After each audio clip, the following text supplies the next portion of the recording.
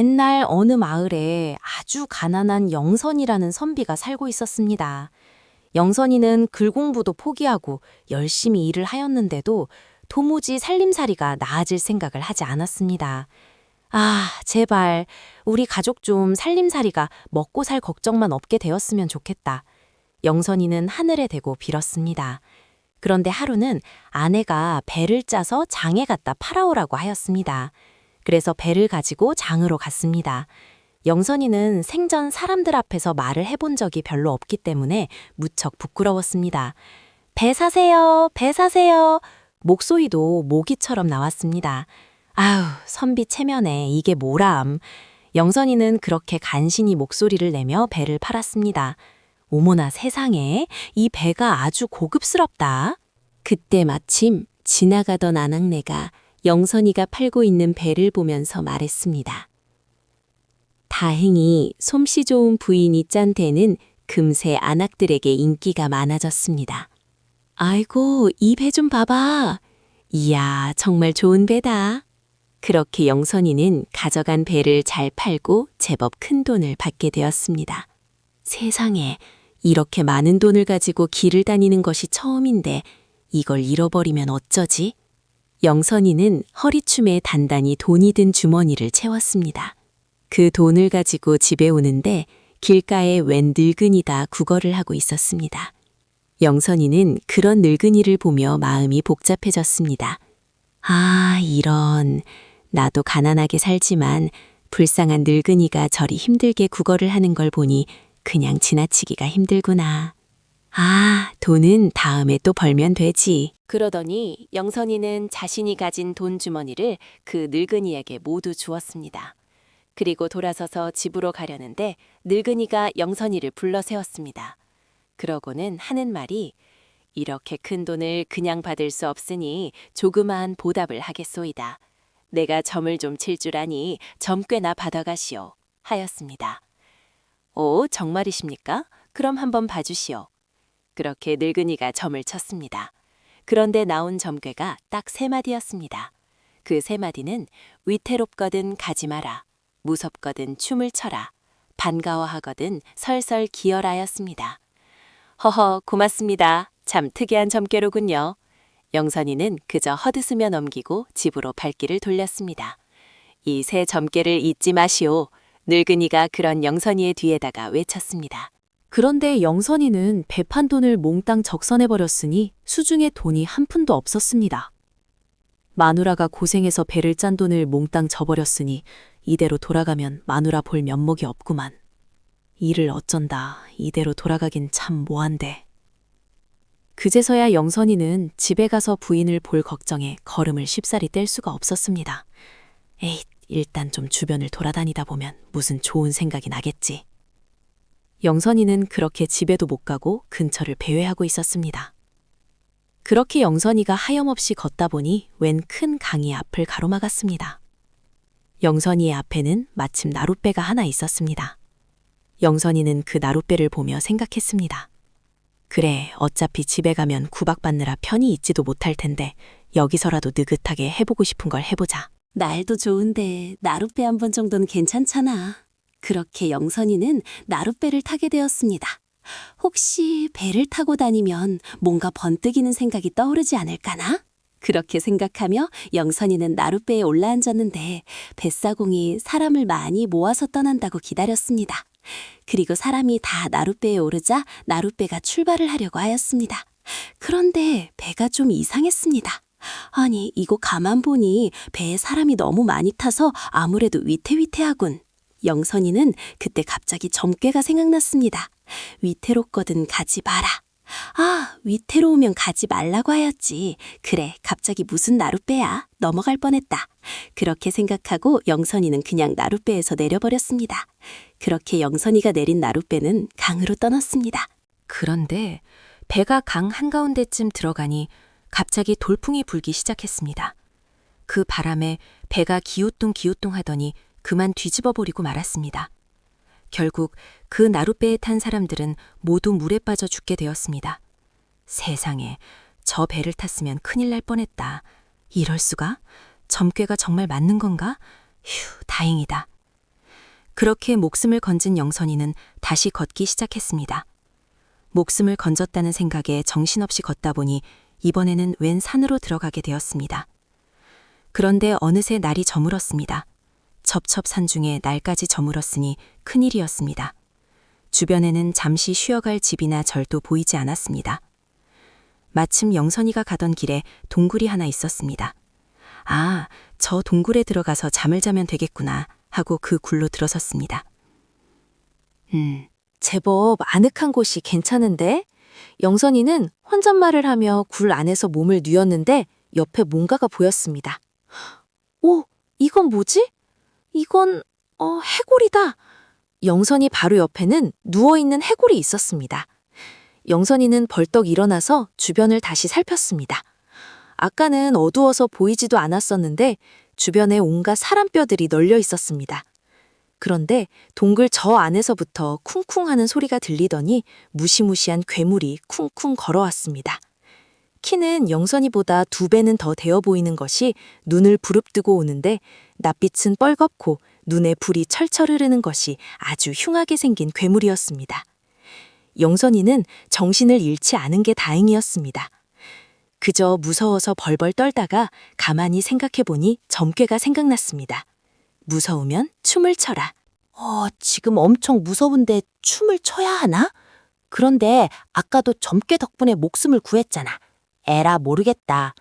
영선이는 무슨 뾰족한 수가 없으니 괴물 앞에서 덩실덩실 춤을 추었습니다.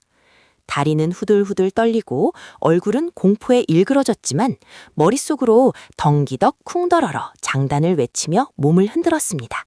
그러니 참 우스꽝스러운 모습이었습니다. 그런데 신기한 일이 벌어졌습니다.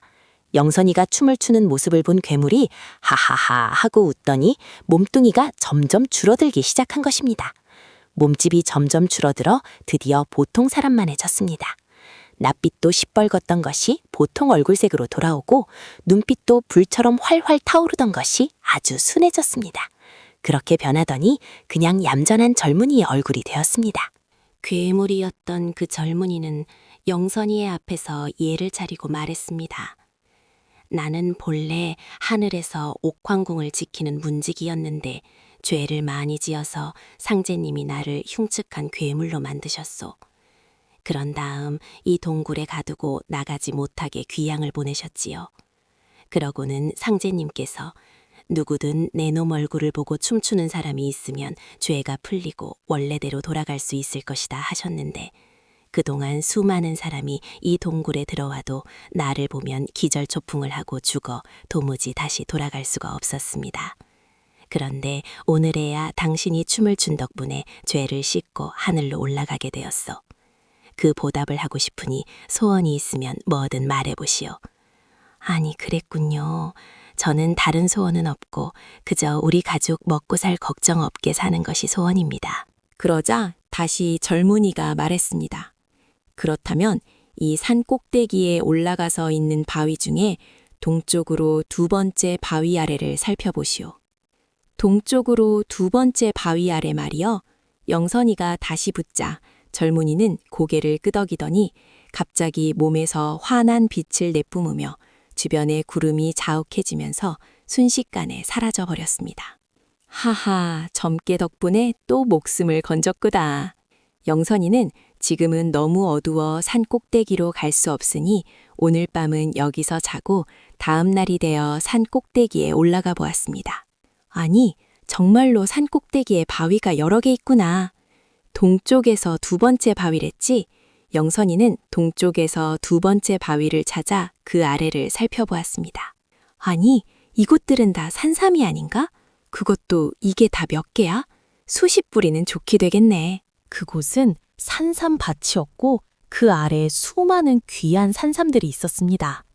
크기도 아기만한 산삼이라 장에다 내다 팔면 아주 높은 값을 받을 것이 분명했습니다. 영선이는 그걸 캐서 다시 장터로 갔습니다. 그래도 이번에는 배를 팔아봤다고 제법 목소리를 키워 산삼을 팔았습니다. 산삼입니다. 어린 아기만한 귀한 산삼 사시오.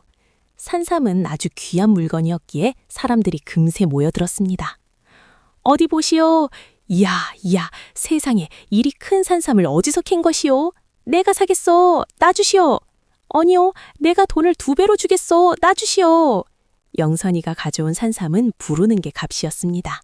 사람들은 순식간에 산삼을 비싼 값을 주고 사갔습니다. 영선이는 배 판 돈의 몇천 배나 되는 돈을 벌었습니다. 허허. 이제 떵떵거리면서 마누라 얼굴을 볼 수 있겠구나. 어서 집에 가야지. 영선이는 걸음을 서둘러 집 앞에 가 문을 열고 마당에 탁 들어갔습니다. 그리고 헛기침을 킁킁 해댔습니다. 아내가 방에서 문을 열고 나왔습니다. 아이고, 어디 갔다 이제 오세요. 배판 돈으로 어디 외국 여행이라도 간 줄 알았네. 아이, 그게 일이 좀 있었어. 에이, 그거 참 얼마나 늦었다고 그러시오. 자, 이거 보시오. 돈 많이 벌어왔어. 아니 세상에, 여보, 어떻게 이렇게나 당신이 나갔다 들어왔는데 반가운 적은 처음이에요? 그때 순간 영선이의 등골이 오싹해졌습니다. 마지막 점괘가 반가워하거든 설설 기라고 하였지. 영선이는 그 자리에서 바로 다짜고짜 엎드려 기었습니다. 아니, 여보, 갑자기 왜 바닥을 기어요? 부인은 이상한 듯 영선이를 보며 말했습니다. 있어 보시오. 이리 해야 하오. 영선이는 계속 열심히 기었는데 그렇게 기다 보니 마루 밑에 웬 사람과 눈이 딱 마주쳤습니다. 순간 영선이와 마루 밑에 있던 사람은 얼어붙어 서로를 쳐다보며 아무 말도 못하고 있었습니다. 영선이 자세히 보니 마루 밑에 있는 사람은 시퍼런 칼을 들고 몸을 움츠리고 숨어 있었습니다. 그러다가 기고 있는 영선이에게 딱 들킨 것이었습니다. 기지 않아서 도둑을 못 봤다면 영락없이 도둑놈 칼에 죽을 뻔한 것이었습니다. 시간이 멈춘 듯 얼어붙은 두 사람 중에 먼저 움직인 것은 도둑이었습니다. 도둑은 칼을 들고 마루를 나와 영선이를 향해 달려들었습니다. 어이, 깜짝이야. 갑자기 도둑이 마루를 나와 달려들자 영선이는 깜짝 놀라서 들고 있던 돈주머니를 놓치고 말았습니다. 그러자 돈주머니에 있던 수많은 엽전들이 바닥에 왕창 떨어졌습니다. 그런데 그 돈을 본 도둑은 순간 눈이 뒤집혔습니다. 도둑은 칼을 버리고 엽전을 줍기 시작했습니다. 돈이다, 돈! 그때를 노려 영선이의 아내가 마당에 있던 빨래 방망이를 들고 도둑을 매질하기 시작했고 영선이는 얼른 달려가 도둑의 칼을 주워들었습니다. 으악, 살려주시오. 이런 도둑놈 언제 숨어든 것이냐. 영선이 부인은 20년 빨래 방망이 질 실력을 발휘해서 도둑을 사정없이 두드렸습니다. 으악, 으악! 도둑은 반항도 제대로 못 해보고 빨래 방망이에 맞느라 대굴대굴 굴러다녔습니다. 그렇게 영선과 영선의 부인은 도둑을 잡을 수 있었고 산삼을 팔고 난 돈으로 부자가 되어 잘 살게 되었습니다. 그날 이후로도 영선이는 딱 들어맞아 자신을 구해준 3마디 점괘를 신기하게 생각하며 이따금씩 그 마을에 가서 점괘를 준 거지 영감을 찾아보았지만 그 뒤로 거지 영감은 만날 수 없었다고 합니다. 옛날 어느 마을에 한 바보가 어머니와 단둘이 살고 있었습니다. 바보가 하는 일이라곤 하루 종일 밥 먹고 화장실에 가고 잠을 자는 일뿐이었습니다. 그러던 하루는 어머니가 보다 못해 바보에게 말했습니다. 아이고, 아들아, 제발 뭐라도 좀 해봐라. 다른 집 아들들은 나무도 해오고 농사도 짓는다는데 너는 이렇게 밥만 먹고 화장실만 가고 잠만 자느냐? 아이 참, 어머니도 제가 마음만 먹으면 다 할 수 있다니까요. 바보는 그렇게 말하더니 괭이를 들고 마당에 나갔습니다. 영차 바보는 땅을 깊이 팠습니다. 그리고는 그 구멍에다가 푸드득 큰일을 보고 다시 흙을 덮더니 그 위에 깨를 부었습니다. 자라 깨야 자라. 바보는 그렇게 깨에게 노래를 불러주었습니다. 어머니는 그런 아들의 모습을 보면서 무척 답답해하였습니다. 아니, 저놈이 어쩌려고 저러는 거지? 그러고면서 며칠이 지나자 그 자리에 깨나무가 수북이 나더니 깨가 주렁주렁 열렸습니다. 이야, 깨가 아주 잘 열렸다. 어머니 보세요. 깨가 잔뜩 열렸어요. 바보는 수많은 깨를 다 따서는 그 깨로 기름을 짜내어 항아리에 부었습니다. 세상에, 우리 아들이 기름을 만들었구나. 아주 잘했다. 어머니는 뜻밖에도 아들이 기름을 만들어내자 놀라워했습니다. 하지만 이내 벌어진 광경에 또다시 한숨을 쉬었습니다. 아들은 강아지 한 마리를 얻어오더니 기름 항아리에 강아지를 넣었다 뺐다. 이것을 수십 번 되풀이했습니다. 강아지는 기름에 절어서 매끈매끈 반질반질해졌습니다. 아니, 기껏 깨를 키워 짜내더니 거기에 강아지는 왜 넣는 거니? 아이고, 머리야. 어머니가 뭐라고 하거나 말거나 바보는 측덩굴로 동아줄을 꼬기 시작했습니다. 동아줄 한 끝에는 강아지를 메고 다른 한 끝은 큰 나무에다 꽁꽁 붙들어 매었습니다. 그러자 강아지에게서 나는 참기름 냄새가 솔솔 사방으로 퍼졌습니다. 마을을 넘어 산속 깊은 곳까지 참기름 냄새가 안 나는 곳이 없었습니다. 아니, 이게 무슨 냄새지? 맛있는 냄새가 나는구만. 산속에 있던 호랑이들이 참기름 냄새를 맡고는 하나둘씩 모여들었습니다. 오, 아주 맛있는 냄새가 나는 강아지구나. 호랑이 한 마리가 가장 먼저 와서 날름 강아지를 삼켜버리고 말았습니다. 그런데 강아지가 하도 미끌미끌 기름이 발라져 있으니 호랑이의 똥구멍으로 미끄러지듯이 바로 쑥 나오고 말았습니다. 이건 내 거다. 뒤이어온 호랑이가 다시 강아지를 삼켰습니다. 그랬더니 또다시 똥구멍으로 강아지가 홀랑 빠져나왔습니다. 이렇게 나온 강아지를 다른 호랑이가 집어삼키면 또다시 똥구멍으로 홀딱 빠져나왔습니다. 강아지 털 속에 잔뜩 묻힌 참기름은 줄어들 생각을 하지 않았습니다. 이것을 수십 번 되풀이하자 참기름 냄새에 달려온 호랑이 수십 마리들이 줄줄이 동아줄에 꿰어잡히게 되었습니다. 이야, 호랑이가 아주 많이 잡혔구나. 아이고 머니나, 웬 호랑이들이 출줄이 잡혔어. 어머니는 깜짝 놀랐습니다. 이럴 수가, 우리 바보가 다 계획이 있었구나. 어머니는 바보를 칭찬해 주었습니다. 그렇게 바보는 호랑이를 잡아다 판 돈으로 어머니와 호강하며 잘 먹고 잘 살게 되었습니다. 옛날 어느 마을에 방울사도라는 별명이 붙은 한 사도가 있었습니다. 이 사도는 얼굴이 아주 못생긴 데다가 다리를 마구 떠는 촐랑대는 버릇이 있었는데 사도는 이 버릇을 고치기 위해 온몸에 방울을 달고 다녔습니다. 방울을 달고 나니 발을 조금만 떨어도 딸랑딸랑 소리가 나서 금방 자신의 다리를 바로잡을 수 있었습니다. 아니, 저 사도는 웬 방울을 저리 잔뜩 달고 다녀? 허허, 아주 특이한 사도로구만. 방울사도야, 방울사도. 그때부터 온 고을 사람들은 몸에 방울을 달고 다니는 사도를 방울사도라고 불렀습니다. 이렇게 온몸에 주렁주렁 방울을 달고 요란한 소리를 내며 다니는 방울사도의 모습은 무척 우스꽝스러웠습니다. 그래서 관아에 있는 관리들은 못생긴 데다가 다리에 방울이나 잔뜩 달고 다니는 사도를 이상하게 보고 저런 분이 어떻게 사도 노릇을 제대로 할까 하면서 업신여기고 무시하였습니다. 그러던 어느 날 어떤 선비 하나가 망건과 상투바람으로 사또를 만나러 왔습니다. 아니, 자네는 뭐 하느라 갓도 쓰지 않고 다니는 게가, 그러고도 선비가 맞는가? 방울사또는 갓을 쓰지 않고 온 선비에게 호통을 쳤습니다. 당시 옛날 선비들은 상투바람으로 다니는 것이 예의에 어긋나는 일이었기 때문입니다. 그런데 선비는 호통을 치는 방울사도에게 도리어 제 갓을 찾아주세요 라며 부탁하였습니다. 갓을 찾아달라고? 무슨 일이 있었느냐? 사또가 묻자 선비가 말했습니다. 네, 사또. 제가 조금 전에 강가를 지나오는데 갑자기 회오리 바람이 불어와 갓이 날아가 버렸습니다. 사또, 저의 갓을 찾아주시오.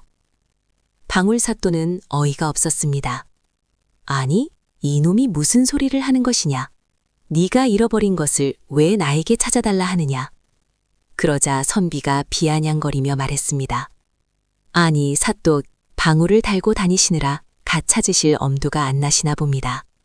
그 말을 듣고 방울사또는 선비가 아주 괘씸했습니다. 이놈, 나를 비아냥거리려고 작정을 하고 온 게로구나. 오냐, 내 놈을 아주 혼쭐을 내줘야겠다. 그 순간 좋은 생각이 떠오른 듯 사또의 눈이 반짝반짝 빛나며 말했습니다. 네가 강가에서 갓을 잃어버렸을 때 그 광경을 본 사람이 있었느냐? 멀리 강물 위로 돛담배 도척이 마주치며 지나갔습니다. 그러자 사또는 말했습니다. 됐다. 이제 갓을 찾을 수 있다. 두 사공을 잡아들여라. 얼마 후 두 사공은 억울하게 잡혀왔습니다. 아니, 저희가 무슨 죄로 끌려온 것입니까? 저희는 아무런 죄를 짓지 않았습니다. 그러자 사또는 이들에게 물었습니다. 너희는 강에다 배를 띄워 각각 어느 쪽으로 향해 갔느냐? 그러자 두 사공은 서로 반대 방향을 말하는 것이었습니다. 그러자 사또는 갑자기 벼락같이 소리를 쳤습니다. 네 이놈들, 한 사공은 동풍이 불라고 빌고 또 한 사공은 서풍이 불라고 빌었으니 두 소원이 맞부딪혀서 회오리 바람이 불어 갓을 잃어버리지 않았느냐. 너희가 갓을 물어내어라. 예, 사또, 그게 무슨 소립니까? 억울합니다. 어허, 이놈들이. 사또의 호통에 두 사공은 억울했지만 돈을 모아 새 갓을 사왔습니다. 선비는 아주 기분이 좋았습니다. 만만한 사또 골탕이나 먹일 겸 한번 말해본 것인데 엉뚱하게 정말 새 갓이 되어 돌아오게 된 선비는 기분이 좋았습니다. 고맙습니다, 사또. 그럼 저는 이만 물러가겠습니다. 그렇게 인사를 하고 희죽희죽 웃으며 선비가 갓을 쓰고 물러가려 하는데 갑자기 방울 사또가 망치와 못을 들고 선비에게 왔습니다. 아니, 왜 그러십니까? 깜짝 놀란 선비에게 방울 사또는 다시는 가시나라가 죄 없는 사공들이 억울하게 갓을 물어내는 일이 없도록 네 이마에 못으로 갓을 박아야겠다 라고 말했습니다. 아닙니다. 잘못했습니다. 갓을 제대로 간수하지 못한 제 잘못이었습니다. 그제서야 정신을 차린 선비는 솔직하게 잘못을 인정하고 엎드려 빌었습니다. 네 이놈, 그럼 저 뱃사공들에게 갓값과 오늘 공친 일단까지 모두 배상하거라. 네, 알겠습니다. 그리하겠습니다. 그렇게 선비는 방울사또를 웃음거리로 만들려다 호되게 당하였습니다.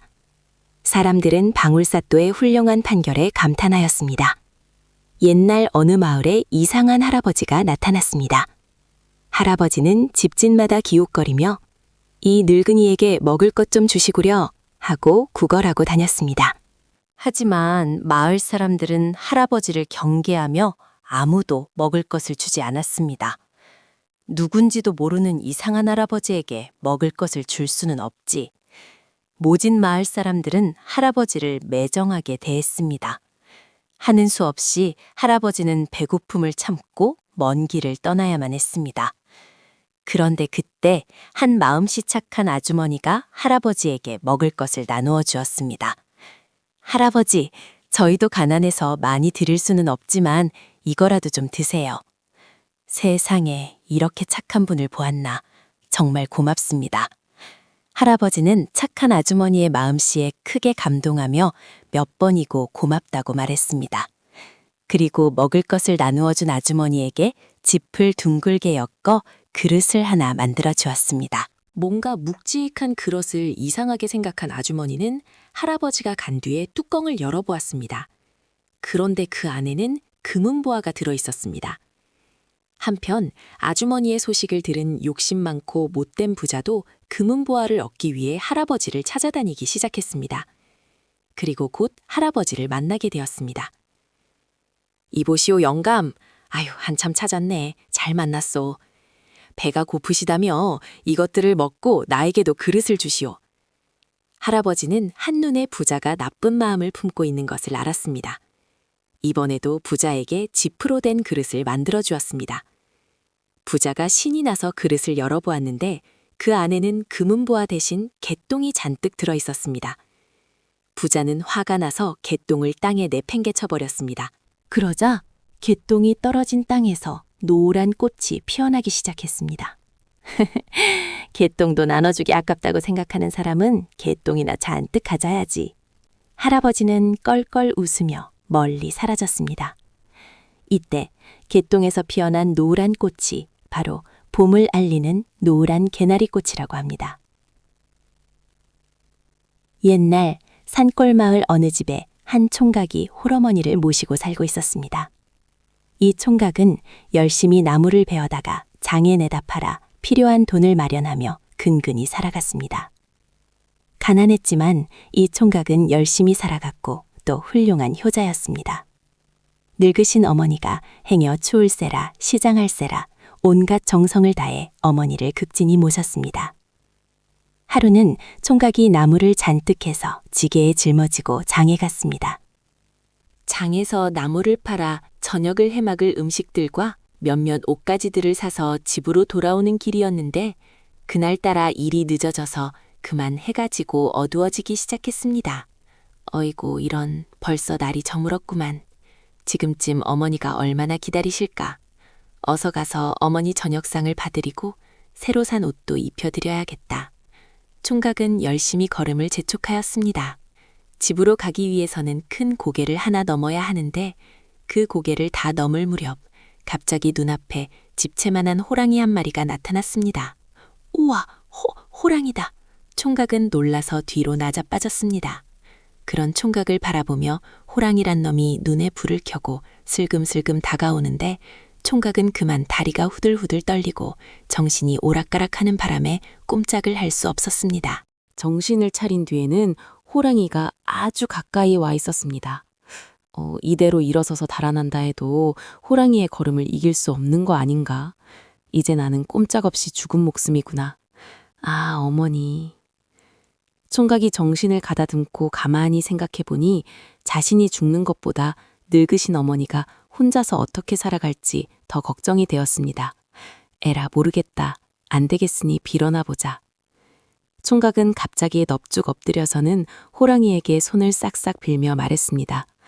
호랑아, 호랑아, 날 잡아먹더라도 조금만 기다렸다가 잡아먹으면 안 되겠니?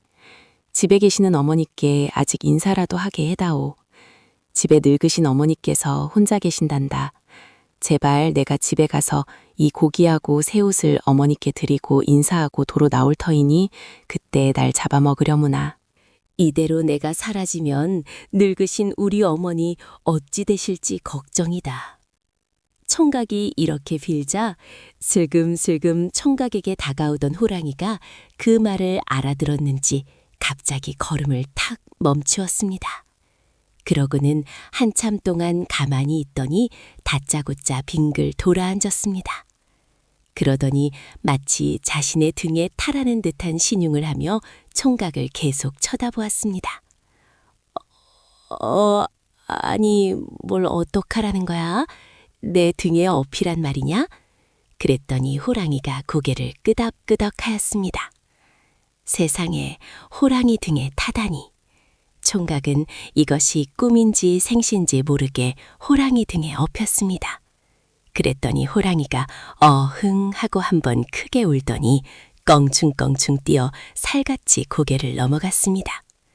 그 커다란 고개를 눈 깜짝할 사이에 넘더니 산골에 있는 청각네 집 앞까지 와서 딱 멈추었습니다. 이 호랑이가 내 말을 알아듣고 어머니께 하직 인사하라고 데려왔나 보구나. 뭐 어쨌거나 고맙다. 총각은 이렇게 생각하고 호랑이 등에서 내렸습니다. 내 말을 들어줘서 고마워. 어머니께 하직 인사 마치고 바로 나오마. 그러고는 총각은 집 안으로 달려들어갔습니다. 집에 들어가 보니 어머니는 호롱불을 하나 켜두시고는 아들을 눈이 빠지게 기다리고 있었습니다. 얘야, 밤늦게 전에 다니라니까 위험하다고. 오늘은 어찌 일이 늦었느냐? 무슨 일이라도 있었던 게냐? 그것이 오늘은 장사가 좀 더뎌서 일이 되었습니다. 어머니 걱정 마시고 잠깐 기다리세요. 하고는 총각은 사온 고기를 가지고 고깃국을 끓여서 어머니를 배불리 먹여드렸습니다. 그리고는 어머니를 바라보며 말했습니다. 어머니, 혹시 제가 돌아오지 않더라도 마음 편히 잡수시고 내일 날이 밝는 대로 고개 넘어 친척 집으로 가십시오. 거기 가시면 굶을 일은 없을 것입니다. 뭐라고? 아니 어딜 간다는 게냐? 붙잡는 어머니를 뒤로 하고는 총각은 도로 밖으로 나왔습니다. 약속대로 순순히 호랑이에게 잡아먹히기 위해서였습니다. 자, 호랑아, 이제 되었다. 이곳은 어머니가 근처에 계시니 나를 저기 언덕으로 데려가서 잡아먹어라. 총각이 그리 말하며 밖으로 나와봤는데 아무리 찾아보아도 호랑이가 온데간데 없었습니다. 아니, 호랑이가 어디 갔지? 날 잡아먹으려고 기다린 게 아니었나? 총각은 고개를 갸우뚱하며 잠시 밖에서 호랑이를 두리번 찾다가 집 안으로 들어갔습니다. 휴, 살았구나. 아니, 어딜 가길래 그리 말한 것이냐? 이 애미가 속이 타들어간다. 아이고, 어머니 아닙니다. 어서 들어가 편히 주무세요. 걱정하지 마시고요. 그렇게 총각은 목숨을 건졌습니다. 그리고 며칠이 지나 또 나무를 팔러 장에 갔습니다. 장에 가서 나무를 팔고 어머니께 드릴 고기와 생선을 사가지고 돌아오는데 전에 호랑이를 만났던 고갯길에 막 들어서니 이번에도 집채만한 호랑이가 눈앞에 서 있었습니다. 아, 그 호랑이구나. 알았다. 그때 날 잡아먹지 못해서 오늘 잡아먹으려고 왔나 보구나. 이렇게 생각하고 총각은 호랑이에게 말했습니다. 며칠 전에는 네가 내 사정을 봐서 어머니를 뵙도록 해주었으니 내가 더 무엇을 바라겠느냐. 오늘은 날 잡아먹어도 좋다. 총각은 눈을 감고 호랑이가 자신을 잡아먹기를 기다렸습니다. 그런데 호랑이는 가만히 서 있었습니다. 도무지 자신을 잡아먹으려고 달려들 기색도 없었습니다.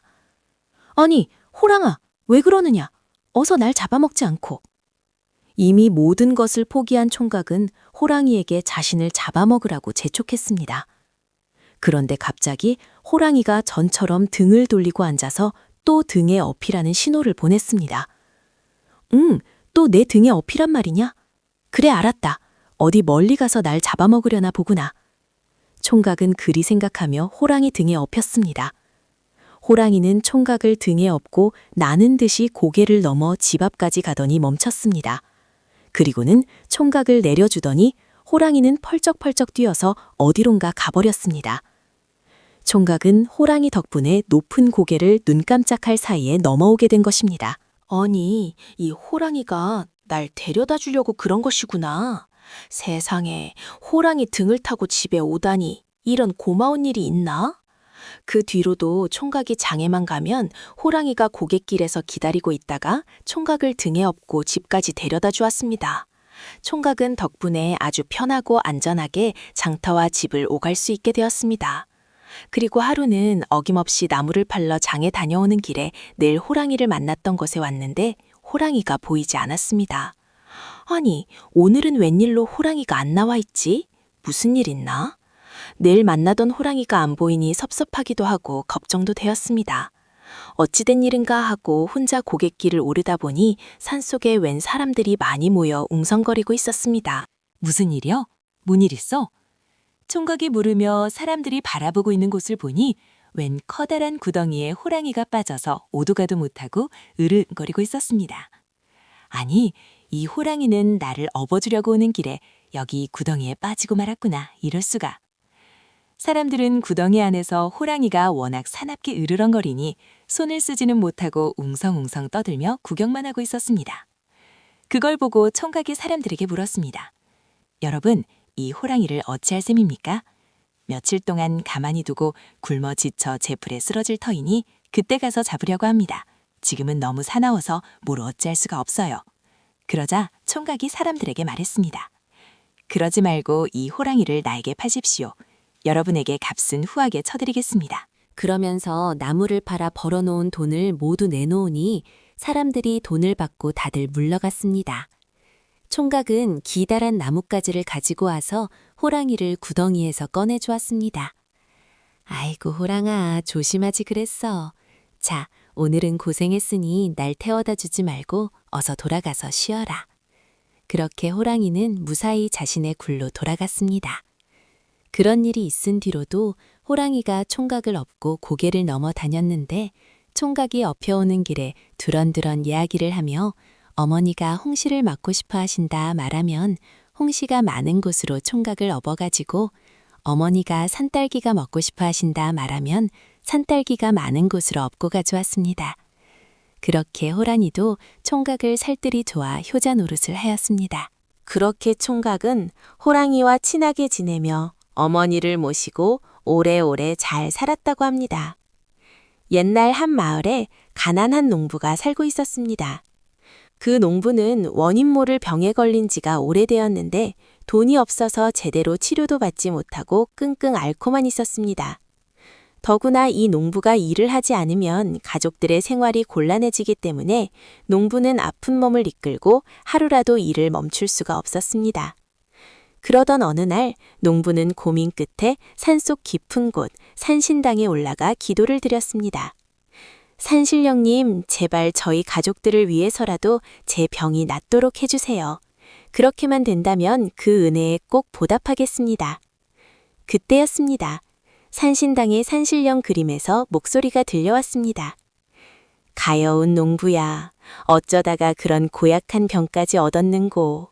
농부의 기도를 들은 산신령이 나타난 것이었어요. 농부는 다시 말했습니다. 제 병만 고쳐주신다면 소 10마리라도 산신령님께 드리겠습니다. 제발 제 병을 낫게 해주십시오. 그러자 산신령이 말했습니다. 그렇게까지 약속을 할 수 있단 말이냐? 그래, 반드시 그 약속을 지키겠지? 물론입니다. 제가 낫기만 한다면 지킬 수 있습니다. 농부의 기도가 하도 진지하여 산신령님은 농부의 병을 낫게 해주었습니다. 세상에, 내 병이 낫다니 정말 믿기지가 않는구나.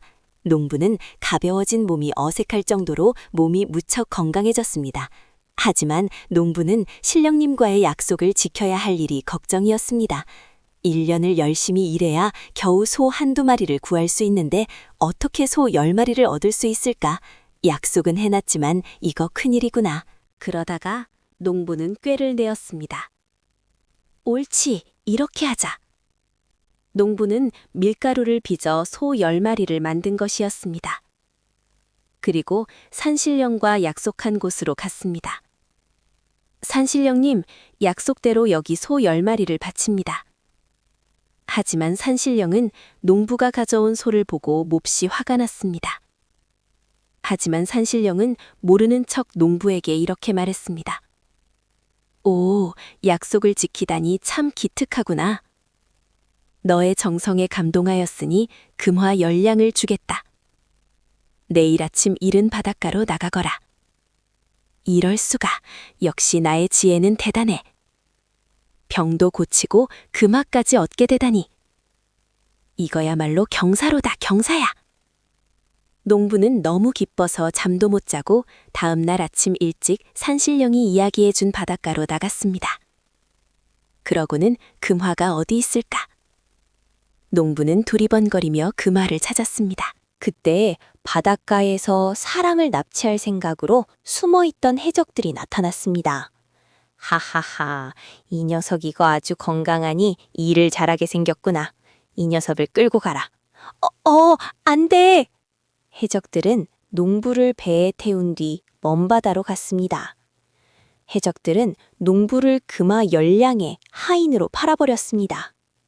그제서야 농부는 내 몸값이 금화 10량이었던 것이로구나 하면서 약속을 지키지 않고 꾀를 부린 것을 후회했습니다. 결국 농부는 하인으로 10수년을 열심히 일한 뒤에야 자신의 몸값을 치르고 집으로 돌아올 수 있었다고 합니다. 오늘 이야기는 병든 몸을 고치고 싶었던 농부가 산신령과 한 약속에서 비롯되었습니다. 산신령은 농부의 간절한 기도를 듣고 병을 낫게 해주었지만 농부는 결국 소 10마리를 준비할 수 없다는 사실에 꾀를 부려 밀가루로 빚은 가짜 소를 바쳤습니다. 그 순간은 똑똑한 재치처럼 보였지만 금화 10량을 받으라는 말에 들떠나간 바닷가에서 그는 해적에게 붙잡혀 결국 금화 10량에 팔려가고 말았지요. 자신의 몸값이 바로 그 금화 10량이었다는 걸 깨달은 농부는 뒤늦게 후회하며 10수년의 세월을 고된 하인살이로 갚아야 했습니다. 약속은 크든 작든 지켜야 한다는 것을 이보다 뼈저리게 보여주는 이야기가 또 있을까요? 순간의 꾀로는 잠깐 웃을 수 있지만 결국 신뢰를 잃으면 돌이킬 수 없는 대가를 치르게 됩니다. 반대로 성실하게 지키는 약속은 시간이 걸려도 결국 나를 지켜주고 주변 사람들에게도 믿음을 줍니다. 오늘 하루를 마무리하시면서 혹시 내가 가볍게 넘긴 약속은 없는지, 지키지 못한 다짐은 없는지 한번 돌아보시면 좋겠습니다. 약속은 남을 위해서 하는 것 같지만 사실은 내 삶을 바르게 세우는 가장 든든한 기둥이 되니까요. 오늘도 함께 해주셔서 감사합니다. 다음 시간에 또 다른 이야기로 찾아올게요. 영상이 재미있으셨다면 좋아요와 구독 버튼 꼭 눌러주세요. 궁금한 점이 있으시면 언제든지 댓글로 질문해주세요. 여러분의 구독과 좋아요는 다음 영상을 만드는 데 큰 힘이 됩니다. 댓글로 여러분의 생각을 자유롭게 남겨주세요. 함께 소통하고 싶어요. 좋아요, 구독, 알림 설정까지 잊지 마세요. Q&A 시간을 가질 예정이니 궁금했던 모든 것을 댓글로 물어보세요. 시청해주셔서 감사합니다. 구독 버튼을 눌러주시면 더 좋은 콘텐츠로 보답하겠습니다.